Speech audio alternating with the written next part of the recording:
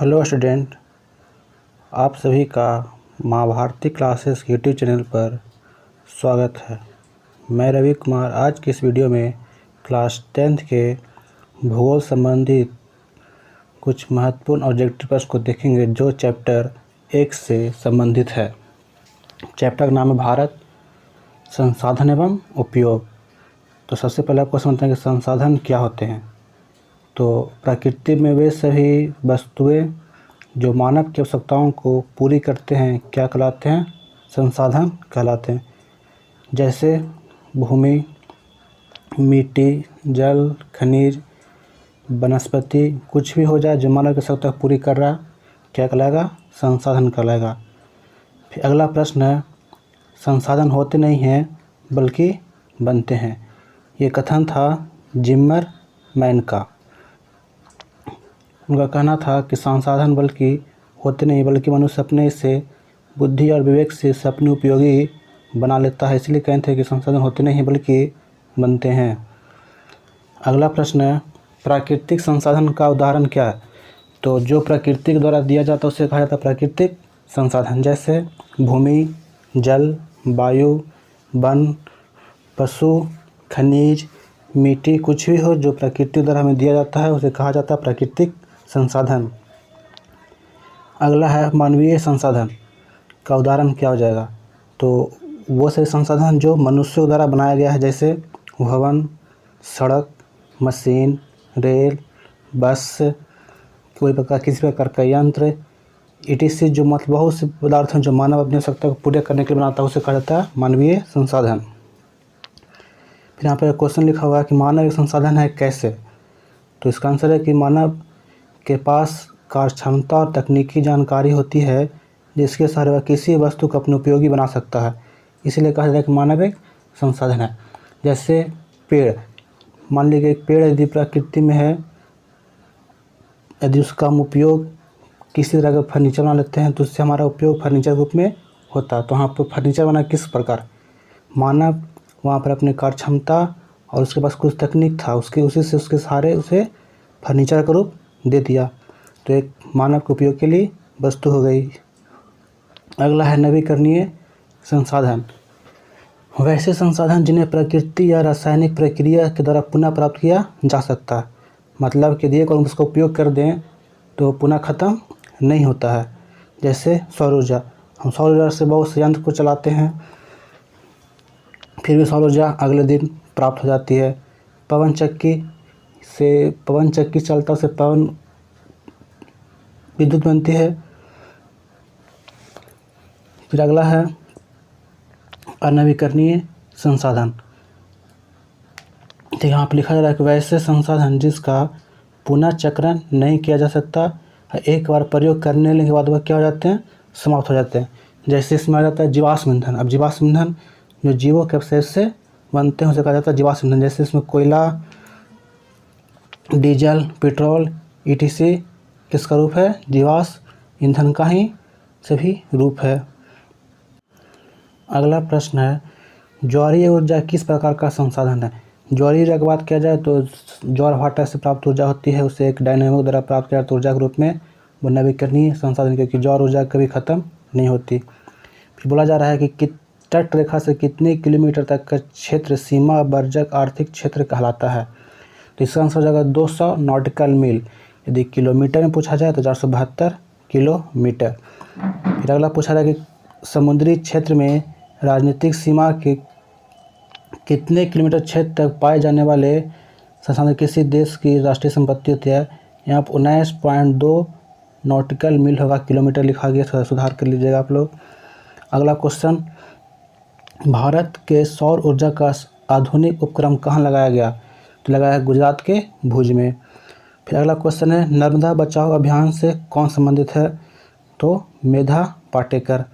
ये हुआ था नर्मदा नदी पर बनाए गए बांध को लेकर नर्मदा बचाओ आंदोलन, क्योंकि इसमें बहुत से लोगों की आबादी वहाँ से विस्थापित कर दिया गया था, इसलिए मेधा पाटेकर नर्मदा बचाओ अभियान को चलाए थे। अगला है चिपको आंदोलन संबंधित है, तो इसका आंसर हो जाएगा सुंदरलाल बहुगुणा। ये बहुत ही महत्वपूर्ण क्वेश्चन हमेशा पूछा जाता है, सुंदरलाल बहुगुणा। ये जो पेड़ पर लोग चिपक कर किस प्रकार से पेड़ की इसको रक्षा करते थे। फिर अगला क्वेश्चन है, डाकों की अर्थव्यवस्था का संबंध किससे है? तो ये बहुत महत्वपूर्ण क्वेश्चन हमेशा पूछा जाता है, संसाधन के अनियोजित दोहन से। फिर अगला बोला जा रहा है कि संसाधन संरक्षण हेतु सम्मेलन क्लब ऑफ रोम कब हुआ? तो 1968 ईस्वी। पुस्तक स्मॉल इज ब्यूटीफुल के लेखक तो ये शमशेर थे, जिसे 1974 में लिखा गया था। फिर से पूछा जाता है कि किस पुस्तक में गांधी जी के विचार प्रकाशित हुए? तो हम इसमें बोल सकते हैं स्मॉल इज ब्यूटीफुल। फिर अगला लिखा गया है, पर्यावरण संरक्षण हेतु स्टॉकहोम शिखर सम्मेलन कब हुआ? तो इसका आंसर होता 1972। इसी सम्मेलन में विश्व पर्यावरण दिवस मनाने की योजना बनाई गई थी, जिससे पहले 1974 ईस्वी में मनाया गया। अगला क्वेश्चन, विश्व पर्यावरण सम्मेलन या ग्रीन हाउस सम्मेलन कब और कहाँ हुआ? तो 1987 में जो हुआ था कनाडा के मॉन्ट्रियल शहर में। यहीं पर ओजोन प्रोटोकॉल से संबंधित कुछ चर्चा की गई थी। नेक्स्ट क्वेश्चन देखा जाए तो सतत विकास की यहाँ परिभाषा लिखा गया है। सतत विकास क्या है?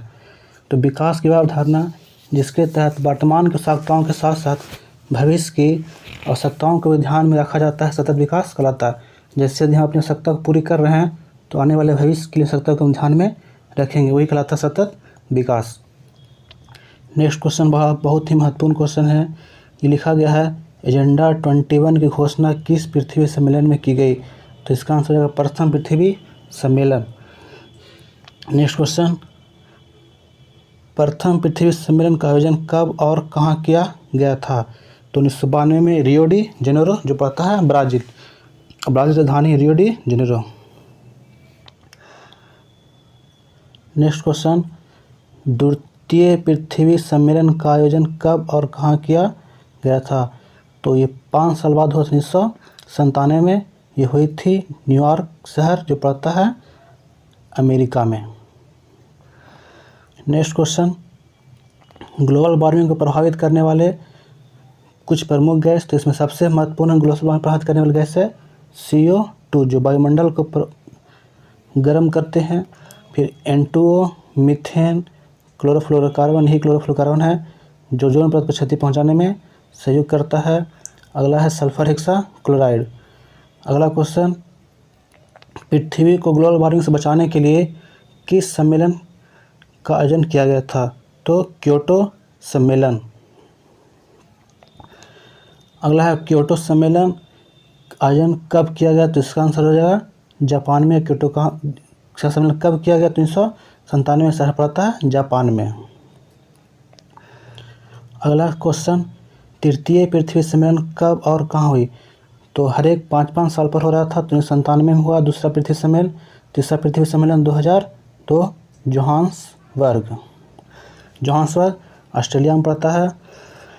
फिर अगला बोला जा रहा है, किस पृथ्वी सम्मेलन को +5 पृथ्वी सम्मेलन कहा गया? तो जब +5 पूछे तो द्वितीय पृथ्वी सम्मेलन, +10 पूछे तो तृतीय पृथ्वी सम्मेलन कहा जाता है। नेक्स्ट क्वेश्चन, सतत विकास की संकल्पना कौन सा आयोग दिया था? तो ब्रंटलैंड आयोग ने दिया था। फिर यहाँ पर ब्रंटलैंड आयोग किन विकास पर जोर दिया था? तो यहाँ पर सतत विकास की संकल्पना और संसाधन का संरक्षण करना है। ये उसका बहुत महत्वपूर्ण था कि सतत विकास की संकल्पना, ऐसा विकास करें हम कि हम भी करें और जो भविष्य में आने वाली पीढ़ी है उसका भी विकास किया जाए। लास्ट क्वेश्चन, खंड का लिखा गया कि ब्रंटलैंड आयोग रिपोर्ट बाद में किस नाम से प्रकाशित हुआ? तो इसी का नाम दिया गया आवर कॉमन फ्यूचर, या हमारा साझा भविष्य। बहुत ही महत्वपूर्ण क्वेश्चन है। ये क्वेश्चन जनरल कंपटीशन की एग्जाम में पूछा जाता है।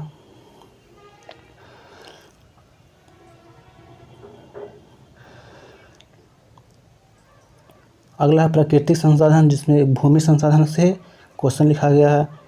पहला है, प्राकृतिक संसाधन क्या है? तो वही जानते हैं कि वे संसाधन जो मानव जाति कार्यों के बिना मौजूद हो, अर्थात वे सही संसाधन जो प्रकृति द्वारा बनाया गया हो उसे प्राकृतिक संसाधन कहते हैं। जैसे भूमि संसाधन, जल संसाधन, वन और वन प्राणी संसाधन से क्या प्रकृति द्वारा दिया गया उपहार है। फिर अगला क्वेश्चन कि भारत में कितने प्रतिशत भाग पर मैदान का विस्तार है। तो मैदान 43% भाग पर पूरे भारत में मैदान है। अगला पूछा जाता है कि पर्वतीय क्षेत्र का कितना विस्तार है भारत में। तो पर्वत बोलेंगे 30। अगला कितने प्रतिशत भाग पर पठार का विस्तार है। जब पठार पूछा जाए तो बोलेंगे 27%। अगला क्वेश्चन है कि मृदा किसे कहते हैं। असंगठित पदार्थों से निर्मित पृथ्वी की सबसे ऊपरी परत जो पृथ्वी पर विभिन्न जीव जंतुओं का पोषण करती है मृदा कहलाती है। अब मृदा कैसे संसाधन है। तो प्राकृतिक नवीकरणीय संसाधन है, क्योंकि मृदा प्रकृति के द्वारा ही बनता है, भले ही वह लाखों साल में बने लेकिन प्रकृति द्वारा ही बनता है। फिर अगला क्वेश्चन मृदा का निर्माण कैसे होता है। तो जब चट्टान की टूटती फूटती है तो वहाँ से किसका निर्माण होता है। मिट्टी का निर्माण होता है।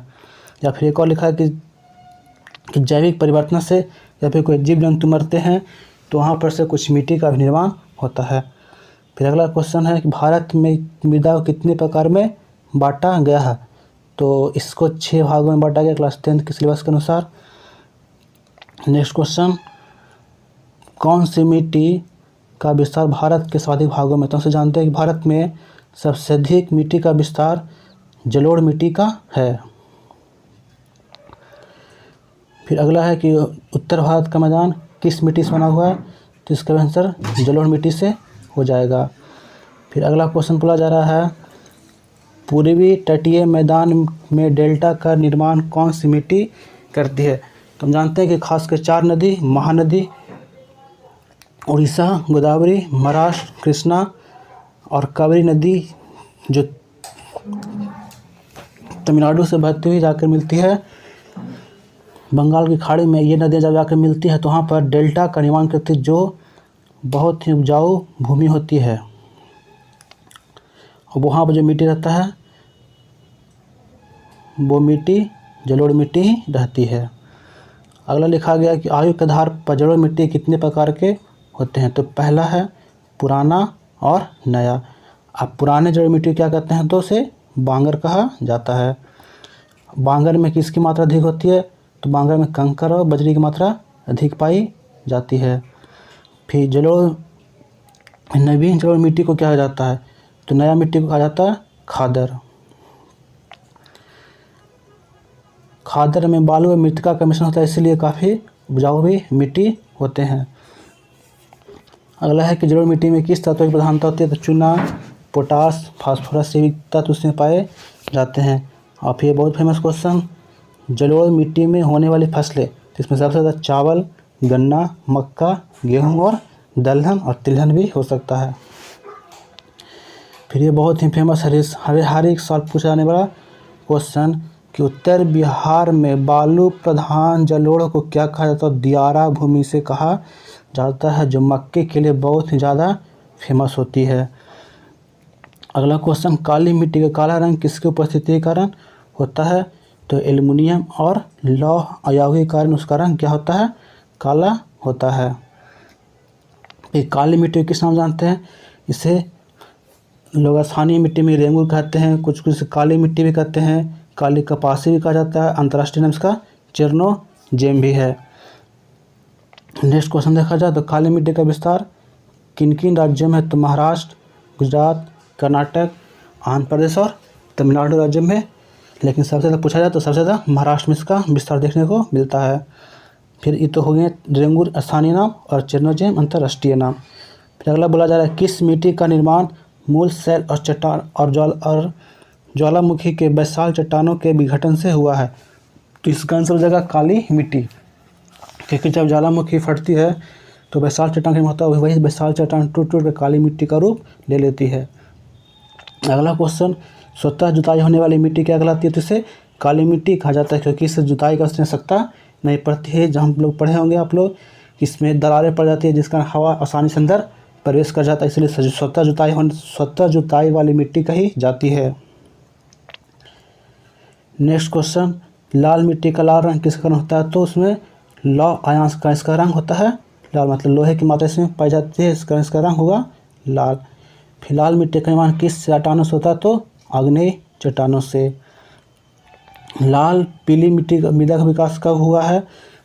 तो प्रायद्वीपीय पठार के पूर्वी और दक्षिणी हिस्सा में, जो भारत प्रायद्वीपीय पठार का हिस्सा उसके पूर्वी भाग में और दक्षिणी भाग में। फिर अगला बोला जा रहा है कि जब मृदा में जल की मात्रा कमी नहीं, यहाँ पर जल की वृद्धि हो जाती है, फिर जल मिला देते हैं तो वह कौन सी मिट्टी बन जाती है? तो इसका आंसर हो जाएगा पीली। इस वजह से समझिए कि जब मिट्टी लाल है उसमें पानी मिला दें तो मिट्टी बन जाती है पीली। अगला क्वेश्चन है कि लाल या पीली मिट्टी का विस्तार किन किन क्षेत्रों में हुआ है? तो आंसर हो जाएगा तमिलनाडु, कर्नाटक, गोवा, उड़ीसा, छोटानागपुर का पठार, मेघालय का पठार, इन सभी इलाकों में लाल या पीली मिट्टी का विस्तार देखने को मिलता है। फिर अगला है लेटराइट शब्द की उत्पत्ति किस शब्द से हुई है? तो हम बोलेंगे इसका अर्थ उत्पत्ति है लेटर से, जिसका शाब्दिक अर्थ क्या होता है? ईंट होता है। लेटराइट का रंग लाल किसके उपस्थिति के कारण होता है? तो एल्युमिनियम और लौह के ऑक्साइड का इसका रंग लाल होता है। अगला क्वेश्चन, लेटराइट मिट्टी का विस्तार पूछा जाए तो बोलेंगे कर्नाटक, केरल, तमिलनाडु, एमपी, उड़ीसा, लेकिन सबसे ज़्यादा पूछा जाए तो केरल। फिर बहुत ही फेमस क्वेश्चन कि किस मिट्टी में काजू की खेती होती है? तो यहाँ बोलेंगे लेटराइट मिट्टी में, और इस मिट्टी में चाय भी होता है और कहवा भी होता है। अगला क्वेश्चन, मरुस्थलीय मृदा का विस्तार भारत के किन किन क्षेत्रों में है? तो पश्चिमी राजस्थान, क्योंकि राजस्थान का एरिया मरुस्थल का ही है। फिर सौराष्ट्र, कच्छ, पश्चिमी हरियाणा और दक्षिण पंजाब कुछ कुछ एरिया में मरुस्थलीय मिट्टी पाई जाती है। अगला क्वेश्चन, किस मिट्टी का निर्माण नदियों के निक्षेप से हुआ है? तो जलोढ़ मिट्टी। मतलब देखिए जलोढ़ मिट्टी क्या होता है? जल के साथ बहकर आने वाली मिट्टी को जलोढ़ मिट्टी कहा जाता है। निक्षेप मतलब हुआ कि तली में बैठ जाता है, उसे कहते हैं निक्षेपण। उसी से किसका नाम होता है? जलोढ़ मिट्टी का। अगला है पर्वतीय मृदा का विस्तार किन किन क्षेत्रों में हुआ? तो पर्वतीय और पहाड़ी क्षेत्रों में। अगला क्वेश्चन कि पर्वतीय मृदा का विस्तार किन किन राज्यों में हुआ? तो सिक्किम, जम्मू कश्मीर, असम और उत्तर प्रदेश के इलाकों में। सबसे कम जल धारण करने की क्षमता किसमें होती है? तो बलुई दोमट मिट्टी। सबसे अधिक जल धारण क्षमता चिकनी मिट्टी। यदि भारत का क्षेत्र पूछा है तो 32,87,263 किलोमीटर स्क्वायर। फिर अगला क्वेश्चन यहाँ पर बोला जा रहा है किसी भी देश में पर्यावरण संतुलन के लिए कितने प्रतिशत भूभाग पर वन होना चाहिए? तो 33% होना चाहिए, लेकिन वर्तमान में भारत में भी 24.56% पर वन लेकिन होना चाहिए 33, तब वहाँ का पर्यावरण संतुलित होता है। अगला बोला जा रहा है कि भारत में सबसे ज़्यादा वन कहाँ है? तो बोलेंगे मध्य प्रदेश। यदि प्रतिशत पूछे तो बोलेंगे मिजोरम। और सबसे ज़्यादा पूछे वन पूरा भारत में कहाँ? तो बोलेंगे अंडमान निकोबार द्वीप समूह। अगला क्वेश्चन, भूक्षरण मतलब कि मृदा को अपने स्थान से विभिन्न क्रियाओं द्वारा स्थानांतरण हो जाना। मतलब मृदा विभिन्न क्रिया जैसे पवन हो गई, जल हो गया, वहाँ से कट कट की मिट्टी का बहना भूक्षरण कहलाता है। भूमि निम्नीकरण, देखिए लिखा गया है कि वह प्रक्रिया जिसमें भूमि खेती के अयोग्य बन जाती है उसे कहते हैं भूमि निम्नीकरण। ये बहुत ही फेमस क्वेश्चन है, भूमि निम्नीकरण की समस्या। जैसे पूछा जाता है कि किन किन इलाकों में किस प्रकार से भूमि निम्नीकरण होता है? पूछा जाता है पंजाब में, तो हम बोलेंगे अधिक सिंचाई का मुख्य कारण है। फिर देखिए बोला जा रहा है, क्वेश्चन नीचे लिखा हुआ कि झारखंड, मध्य प्रदेश, छत्तीसगढ़ में भूमि निम्नीकरण का कारण क्या है? तो हाँ खनन, क्योंकि ये सभी जो राज्य है दक्षिण, क्योंकि जो भारत का राज्य है यहाँ पर खनन काफ़ी अधिक मात्रा में किया जाता है। फिर उड़ीसा में भूमि निम्नीकरण, तो वनों का उन्मूलन मतलब वन की कटाई यहाँ पर की जा रही है, जिससे वहाँ ज़मीन खराब हो रहा है। अगला बोला जा रहा है कि पंजाब, हरियाणा में भूमि निम्नीकरण का कारण क्या है? तो वहाँ पर अत्यधिक सिंचाई ही इसका कारण है। और लास्ट क्वेश्चन है कि भूमि अपरदन के कारक मतलब जिसके कारण से भूमि जब मिट्टी उड़ करके एक स्थान दूसरा स्थान जाती है, जैसे जल हो गया, पवन हो गया और हिमानी मतलब बर्फ़ का टुकड़ा, इससे मिट्टी एक स्थान दूसरे स्थान जाती है। तो ये था चैप्टर 1 का एक और इकाई का। इसके अगले वीडियो में का यूनिट खा देखेंगे और ग देखेंगे। तो वीडियो कैसा लगा, जिसमें कुछ डाउट है तो कमेंट बॉक्स में कमेंट करें, चैनल को सब्सक्राइब करें तथा वीडियो को लाइक करें, ज़्यादा से ज़्यादा शेयर करें। धन्यवाद।